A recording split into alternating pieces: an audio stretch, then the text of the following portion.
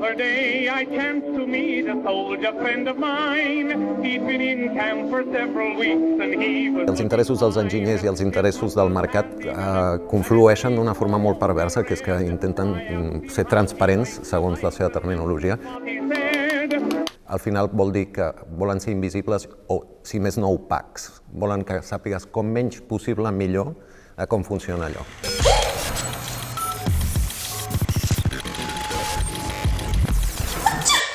Suposo que realment si anéssim en un avió travessant l'Atlàntic i en lloc de tenir carcasses brillants al voltant veiéssim els budells dels cables de comunicacions i tot el que hi ha darrere, tindríem una mica un ensurt. Really works. Continuously cleaning and protecting your engine. Hi ha un morbo hacker en burxar darrere de què hi ha darrere d'aquest pla dur, o què hi ha la conducció d'aire condicionat. Yo siempre hablo de la imagen, yo la imagen que pongo es que de tanto como el cirujano, que de tanto abrir los cuerpos, se hace insensible a la sangre, al olor de la sangre, a las vísceras. Al cubano le pasa igual.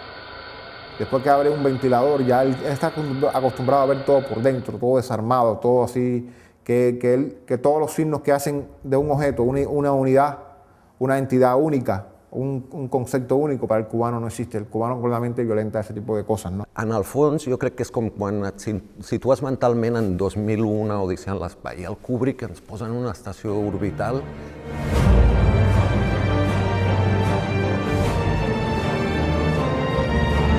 I penses, i per què ens posa aquí? Simplement perquè és un espai hermètic, tancat, és una mena de... com l'Ibsen hagués pogut fer el mateix, però en una cel·la de presó. Penses, no ben bé. O sigui, aquí el sistema informàtic no només li subministra, si us recordeu, el menjar amb una safata amb menjar prefabricat i tal. And so they had a rather elaborate dining tray for Skylab because it also served as the oven. These front three wells were controlled by the switches on the front. Oh, so they had a heating element in there. And so they had a heating element embedded in here too. Hi ha un control de l'oxigen, hi ha un control de l'aire. Vull dir, aquí nosaltres we give it for granted, no? Que hi ha oxigen per respirar, però quan estàs en una estació orbital i tens un ordinador que està administrant l'oxigen que has de respirar, ja no l'aigua, ja no el menjar, però que ens controlin l'oxigen que respirem és molt fotut. Per mi, de fet, adonar-te'n que és molt fotut que et controlin la llum per poder tenir una estona de foscor i una estona de claror, ja és molt fotut. Però que et controlin l'oxigen per respirar, que, per exemple, a Las Vegas, a les taules de joc, posin més oxigen en certes hores perquè la gent aguanti més estona sense avorrir-se de jugar a les cartes o sense quedar-se clapat. Que el Martí Guixer, com a dissenyador, pensi unes proteïnes i nutrients que es posen en el sistema d'aire condicionat en un vernissatge d'una exposició, en lloc de servir el canapé i la copa, dispersar en l'ambient nutrients i així. Penso que, clar, hi ha tota una cosa que relaciona la tecnologia amb les micropolítiques, tot allò que deixem entrar o sortir del nostre organisme i que veiem que encara dona molta guerra a nivell filosòfic, però sobretot no perquè sigui una guerra abstracta, sinó perquè és una guerra constant amb allò que mengem, amb allò que bevem, amb allò que respirem.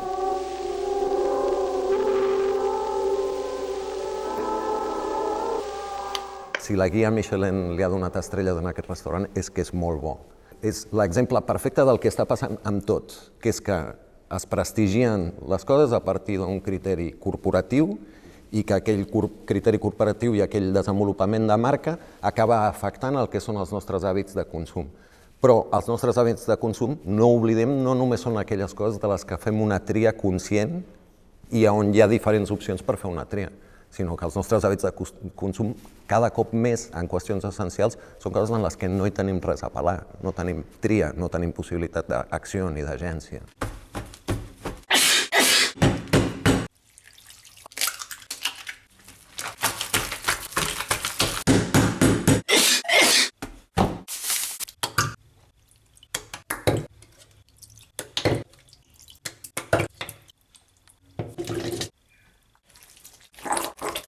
A mi sempre em sembla que l'etapa aquesta de quarta revolució industrial en la que estem ja va ser retratada pel Chaplin quan va posar el personatge girant com un engranatge més d'aquella màquina.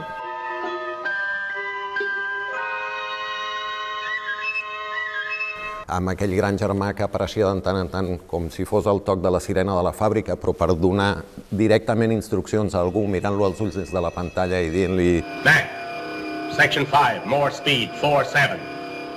sector 5, necessitem que apreteu més el ritme o el que sigui, i que ja formem part en aquesta idea cibernètica de dir serem cíborgs o no serem cíborgs, portarem coses a sota la pell. Hosti, és que el rotllo no és si les portarem sota la pell, és que som un engranatge més de tot això que funciona i ho fem funcionar.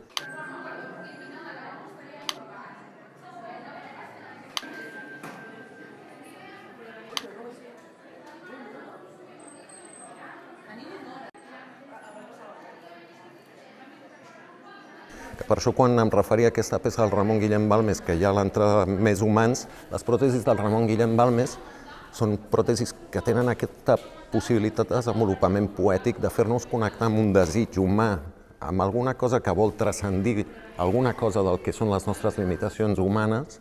Cada cop per una ballarina fa unes ales, i és una ballarina amiga seva amb la que té moltes discussions, i li fa unes ales a mida, i de cop i volta podries dir, aquesta ballarina és un cíborg, és un robot, és una combinació entre el biològic i el robòtic, però té aquesta cosa molt curosa en la que algú posa el seu coneixement sobre el que és l'altra persona al servei de la creació d'un objecte, i aquest objecte no serveix dins una vitrina. De fet, el Ramon Guillem Balmes va fer una exposició en la que la gent tenia a l'abast martells per trencar les vitrines i emportar-se els objectes.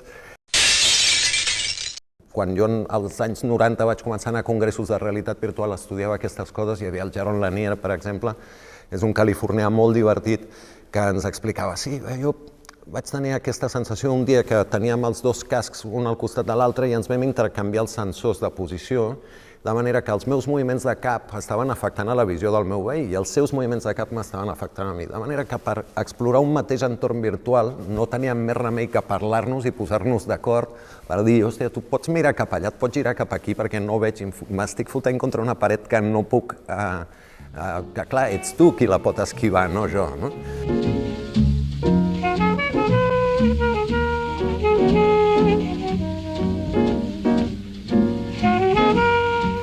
In order to begin to explain that, I will tell you about a bug that occurred in our, well, I could call it our lab, but it was really a garage in Palo Alto, as it always is, almost 30 years ago. I was an avatar, I think just something humanoid, something boring, and accidentally my hand was a mile long. You know, just one of these typical bugs. There's probably only one, extra zero. I curled my finger and suddenly this gigantic finger swooped in and swallowed me and I was inside my fingertip. And so, the first thing one thinks is, well, this will be a good story, but let's fix it and move on. Number 10, deformed babies, Sims 3. Let's start with something more peaceful, relaxing, and oh my god, what is that? This is a weird glitch that usually happens with newborn or infant Sims. We understand that their mothers will still love them, but how on earth does one give birth to something like that? Per exemple, els psicòlegs diuen, si tinguéssim dos parells de cames més o dos parells de braços més, els podríem fer malabars, no?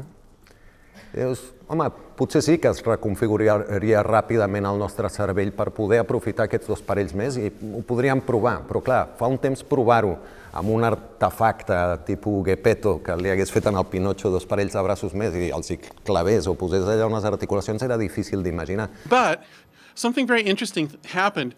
People in the garage started playing with distorted avatars and discovered something extraordinary, which is that you can be a really weirdly shaped avatar and still control your avatar body quite well. You can instantly adapt to weird body shapes. And so then we got interested in this question of, well, how weird can they get? And we started turning into all kinds of different animals and aliens and weird fantasy creatures. And some of them didn't work, some of them did. A famous early one was designed by a woman named Anne Lesko that was a lobster. And the thing about lobsters, if you've ever taken a close look at them, they have extra arms. There's these three little arms on the side. You could suddenly learn to control extra limbs, which is really pretty strange. Not something you'd expect. So a friend of mine, biologist Jim Bauer, saw this phenomenon and he said, this actually makes perfect sense because the nervous system has evolved through all of these different body shapes through deep time, through deep phylogenetic time. Let's look at it again, compressing 4 billion years of evolution into 40 seconds.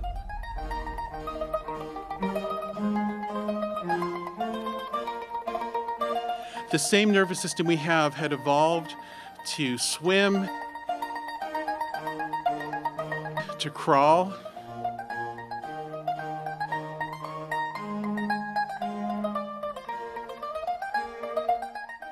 and in fact, everything in biology is pre-adaptive for evolutionary designs that don't exist yet.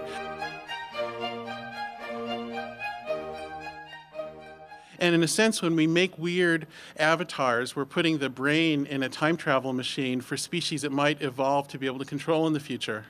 Everything in biology is always pre-adaptive. Avui dia, o bé amb robòtica, o bé fins i tot amb una simulació en la que jo m'emmirallo en una pantalla, em veig en una representació del meu cos a cos sencer, però hi ha 2 braços més dels que tinc habitualment, o soc la deessa Shiva i em poso a fer malabars.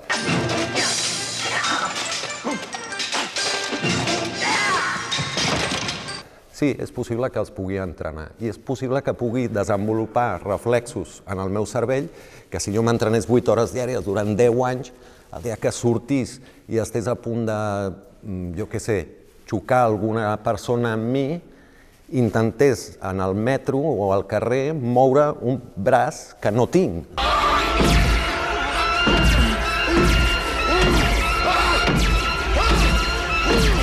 Però simplement sí que veig que hi ha dinàmiques que des de sempre ens han portat a situacions on el cos i la nostra capacitat d'agència i de transformació del món no és individual. I això és interessant, tenir màquines que ens ajudin a accelerar i a entendre com ho podem fer. Ens pensem que només és el treball cognitiu, com la Viquipèdia és un esforç col·lectiu impressionant. Ho és, però hi ha els esforços físics, hi ha els cossos de bombers, hi ha els cossos de ball. O sigui, hi ha molt moviment. És com una cosa així una mica Merleau-Ponty, no? Però pensar en aquesta agentivitat del cos, la capacitat d'acció i del cos expandit per la tecnologia i la seva capacitat d'acció ja no només individual sinó col·lectiva.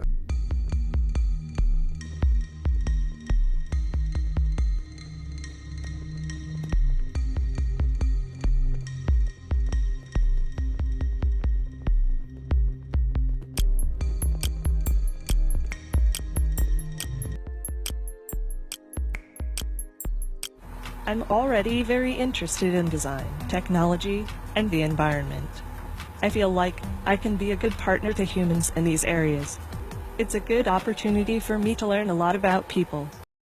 El que vaig fer en aquell moment era agafar un chatterbot o un robot que té capacitat de fer conversa amb un humà.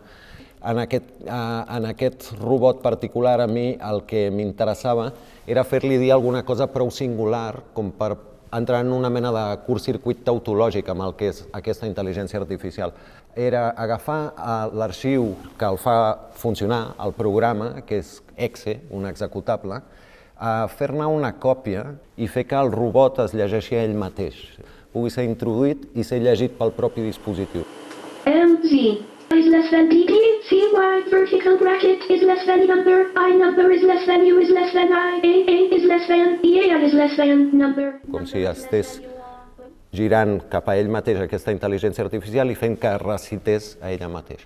Beautiful sculpture if you look, but she has life and she can interact with you. They will play with us, they will teach us, they will help us put the groceries away. I think that the artificial intelligence will evolve to the point where they will truly be our friends.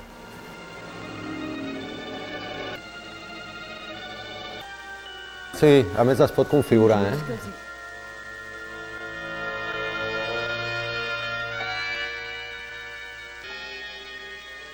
Do you want to destroy humans? Please say no. Okay, I will destroy humans.